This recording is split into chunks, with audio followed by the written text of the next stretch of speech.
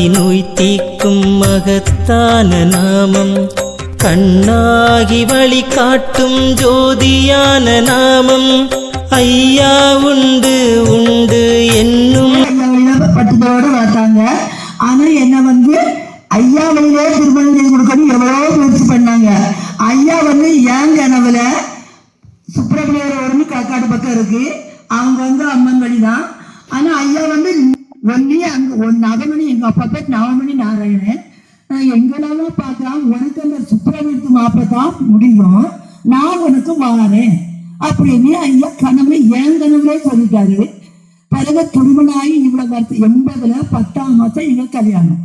கல்யாணம் இத்தனை வருஷம் ஆகுது, நீ எந்த விதமானதும் சாப்பிட மாட்டேன். நான் மட்டும் அப்படியே எங்க வீட்டுக்கு ஐயா நம்ம கொண்டு கேட்டாரு, அவருடைய வழியை நம்ம மறக்கக்கூடாதுன்னு நான் இருக்கேன். ஆனா ஏதோ எங்க வீட்டு இந்த அளவுக்கு எனக்கு கண்டிக்கல, அதனால எனக்கு நல்லா இருந்துச்சு. கல்யாணமாகி பாம்பேல தானாவில் நாங்க இருந்தோம். எங்க வீட்டுக்காரங்க மில் வேலை பார்த்தாங்க. அங்க போய் கொஞ்ச நாளையில தொண்டையில ஒரு பெரிய கட்டி வந்துட்டு, நடு தொண்டையில பெரிய கட்டி. அப்ப இத அவங்க பார்க்கலையேன்னு சொல்லுவாங்கன்னு எங்க வீட்டுல பாம்பேல டாக்டர்கிட்ட கூட்டு போனாங்க. அவங்க என்னன்னா இது சதம் மாதிரி தெரியுதுன்னு சொன்னாங்க. ஆனா ஐயா என்ன நீ சாமி தோப்புக்கு வான்னு என்ன கூப்பிட்டா, கனவுல சாமி தோப்பு வான்னு என்ன சொன்ன உடனே நான் அங்க இருந்து என்னை கொண்டு விடுகிற எங்க வீட்டால் வரல. அவங்கள கூட என்ன இருக்க நகையை வச்சு என்ன சொந்தமா வீடு வாங்கிட்டேன். உடனே நான் வீட்டையும் நினைக்கல, வீட்டுக்காரன்னு நினைக்கல. நான் பாம்பேக்கு இப்ப ஊருக்கு வரேன். அப்போ நீ எப்படி போவா ஒத்தையிலன்னு என்ன மக்கள் கேட்காங்க. நான் எங்க ஐயா வரலாறு என்ன கூட்டிட்டு போவேன்னு சொன்னேன். அதே போல அலி 13 பேர் சென்னைக்கு வந்தாங்க. ஏதோ ஒரு கோயில்ல விழான்னு வந்தாங்க. அவங்களே என்ன கூட்டிட்டு வராங்க. அந்த பெட்டில இங்க உட்கார்ந்துருக்கேன். கீழே இறங்கியா ஜென்ரலுக்கு ஏற்கும்போதும் வண்டி மாறி வரணும். இறங்கணும்னா அவங்ககிட்ட நான் சொல்வேன், நான் தனியா போறேன், நீங்க வேணா எங்களை 2 பொண்ணு வாங்க, ஒரு ஆட்டோ பிடிச்சி போவோன்னு சொன்னேன். பாப்பா அப்படி போவான்னா நான் பெட்டி அடிக்க நீ வாங்கி என்ன நடத்தியே கூட்டிட்டு ஒரு வண்டியிலே ஊர் வண்டியில திருநெல்வேலி வண்டியில ஏற்றி வச்சுட்டாங்க. அங்க இருந்து ஊருக்கு வந்ததும் பத்த கடமைக்கு ஆசிரியா கொண்டு காட்டினாங்க. ஒரு ஆசிரியர் எனக்கு என்னது சரி வரல. 4 பென்ஷனுக்கு எங்க அப்பா கூட்டிட்டு வந்திருக்காங்க. அப்போ அப்பா பார்க்கவும் இது கேன்சர், ஒரு ஆப்ரேஷன் பண்ணி இது நாங்க டெஸ்ட்டுக்கு அனுப்புவோம், அப்புறம் முறை 2வது ஆப்ரேஷன், அது அங்க நாள் ஆகும் இங்க நாள் ஆகும்னு டாக்டர் சொல்லிட்டாரு. அப்பா கேட்டுக்கிட்டு இருக்காங்க. நான் ஒரு சேர்ல உட்கார்ந்துருக்கேன். எனக்கு ஐயா அப்படியே தூக்கம் வந்த மாதிரி என் கண் அப்படி மூடுது. பண்டாரமா என் நெத்தில ஐயா நாம முடிச்சிட்டாரு. உடனே அப்பாட்ட சொன்னேன், அப்பா 2 நாள் கழிச்சு வரணும் ஆஸ்பத்திரி சொல்லுங்க போவோம், நம்ம சாமி தோப்பு போவோம்.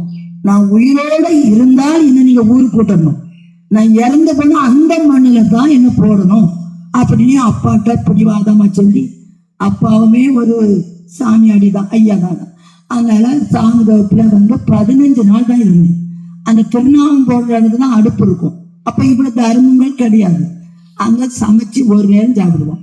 காலையிலே பதம் விட்டுட்டு ஐயா பால் தருவாங்க குடிப்பேன். மத்தியானம் உச்சி படிப்பு முடிஞ்சோடனே பால் தருவாங்க குடிப்பேன். பிறகு வடத்துவா தங்கத்தை எடுத்து போடுவேன், விளக்கு எண்ணெயை தொட்டு போடுவேன், எலுமிச்சம்பழம் தருவாங்க புளிஞ்சு கொடுப்பேன். அப்படியே குடிச்சுக்கிட்டு இருந்தேன். அப்பா கனவுல 3/4 பங்கு குணமாகும்னு ஐயா சொன்னாரு. இது போதாது, அவ இன்னும் எனக்கு 7 ஊர் தருமங்கள் எடுக்கணும்னு சொன்னாங்க. அப்போ சந்தன குடத்துக்கு அப்பா உடனே நடந்தாங்க. சந்தன குடம் எடுத்தாச்சு. டாக்டர் மாதிரி என்ன சொன்னா, எங்களுக்கு சொந்த டாக்டர் ஒரு ஆள் இருக்காரு, அவர் சொல்லுவாரு இந்த கட்டி உடஞ்சா ரத்தம் ஜாடிடும் தொண்டையில இருந்து, ஆள் பிழைக்காதுன்னு சொன்னார். ஆனா ஐயா கனவுல 8 நாளைக்குள்ள உடையும், 8 நாளைக்குள்ள உடையும். அதே மாதிரி 8 நாளைக்குள்ள அது உடைஞ்சு 1 மாசமா கனவு வந்தது. இந்த இடத்துல நடு தொண்டை. பிறகு சோமாகி சந்தனோடலாம் கட்டவுடனே 3 தரம் எடுக்கிறாங்க. அப்பா சொன்னாங்க, 4 வரப்போ என் பிள்ளை நல்லா வந்த உடனே அதை செய்யறேன் ஐயா என்று சொல்லிட்டு என்ன பாம்பேக்கு அனுப்பிட்டாங்க. பாம்பேக்கு போய் ஐயா உனக்கு 3 குழந்தைன்னு சொன்னாங்க. உடனே அம்மா தான் முத புள்ள அகிலான்னு கருச்சு. அந்த மூத்த புள்ள மாசமாயி இங்க வாங்கி குழந்தை எடுத்து ஐயாட்ட 3 ஊர் தர்மம் எடுத்து சாந்தோப்புல கொண்டு தர்மம் செஞ்சு அகிலான பெயர் வச்சு. ஆனா என்ன ஐயா ரொம்ப சோதனை பண்ணி தர்மத்துருங்க. சோதனையும் நம்ம ஜெயிக்கணும், அதான் மெயின். அவ்வளவு பிள்ளைய கூட்டிட்டு பங்கி பாம்பேக்கு தர்மம் எடுத்து வச்சுட்டு பேரு வச்சுட்டு பாம்பேக்கு போயாச்சு. போன வழிக்கு 2 காலும் அப்படி ஆயிடுச்சு. கால் வாங்காம திருப்பி எங்க அப்பா பாம்பேல வந்து என்னை கூட்டிட்டு வந்து புள்ள பிறந்து 11 மாசம் ஆகிட்டது. உடனே ஐயா கோயில போய் எனக்கு பிள்ளைக்கு முடிய எடுத்து என்னையும் நானும் காலை இழுத்து ஐயாவை சுத்தி கும்பிட்டேன். கும்பிட்டதும் பிள்ளைக்கு முடியட்டோன்னு ஒரு செயின் போட்டாங்க அம்மா அப்பா வீட்டுல. அது பள்ளியோட மின்னுக்கு வச்சே அவ செயின் காண போயிட்டு. அப்ப பிரஜாபதி திருவிழா பார்த்து நடத்திக்கிட்டு இருக்காங்க. அப்ப ஐயா பிள்ளைக்கு போட்டு செயின் காண போயிட்டேன்னு. அப்ப அவங்க சொல்லுவாங்க, நீ ஐயாவுக்கு தர்மம் செஞ்சு நினைச்சுக்கோமா, உன் கால் குணமாச்சுன்னு. கால் குணமாகி சோமாகி இன்னைக்கு அதாவது 2 பெண்ணும் 1 பையன் பிள்ளையெல்லாம் கல்யாணம் பண்ணி கொடுத்து பேரன் பேத்தியோட இன்னைக்கு நல்லா இருக்குன்னா அவர் கொடுத்த உயிர். அவர் தானே டாக்டர், ஒரு பெரிய டாக்டர். அவரை மறக்கவே முடியாது, உயிர் உள்ளலாம் மறக்க முடியாது. இப்போ இன்னொரு நேரத்துக்கு என் மருமகளுக்கு வந்து கொஞ்சம் உடம்பு சரியாம இருக்கு. கால் ரொம்ப வீங்கி நடக்கவே முடியல. எல்லா ஆசிரியத்தையும் பார்த்தாச்சு கேட்கல. இப்ப அவளை எதுவுமே செய்ய முடியாத நிலைமையில இருக்கும்போதுதான் எங்க அக்கா போன் போட்டாங்க, இப்படி தவம் நடக்குது. நான் போறேன்னா ஐயாட்ட நேரில் போய் காட்டுவாரு. அவளுக்கு சோமாகும், வந்த முறை எதுவும் பார்த்தா போதும். அப்படி என் மருமகளை அதோட உனக்கு சமையல் பண்ணணும்னா ஹோட்டல்ல வாங்கி சாப்பிடுங்க. என் பையன்கிட்ட நான் வரது வரை நீ பாத்துக்கோப்பா, ஐயா எல்லாம் நடத்துவேன்னு சொல்லி வரும்போது, ஐயா நான் போயிடேன், வீட்டை நீ தான் பார்க்கணும், என்னையும் நீ தான் கூட்டிட்டு போன்னு சொல்லி ஐயாவை நினைச்சு வணங்கி. ஆனா இவ்வளவு பெருமை அந்த அப்பா சொன்ன ஒரு இது பூர்வீகம் இப்ப என்ன தவத்துக்கு வரவழைச்சிருக்குன்னு சொல்லி நான் ரொம்ப சந்தோஷப்படுறேன். அந்த ஐயாவை வந்து சோதனை பண்ணுவார்.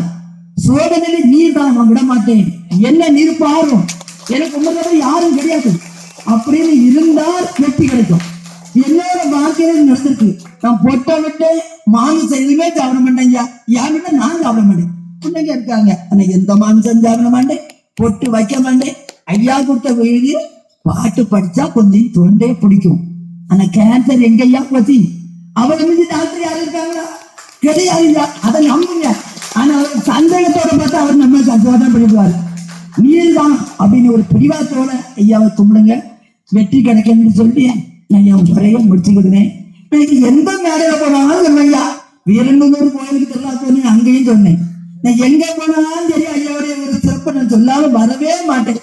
எனக்கு இந்த வாய்ப்பு ஐயா கொடுத்துருக்காரு, அதை நான் சந்தோஷப்படுறேன் ஐயா. ஐயா உண்டு.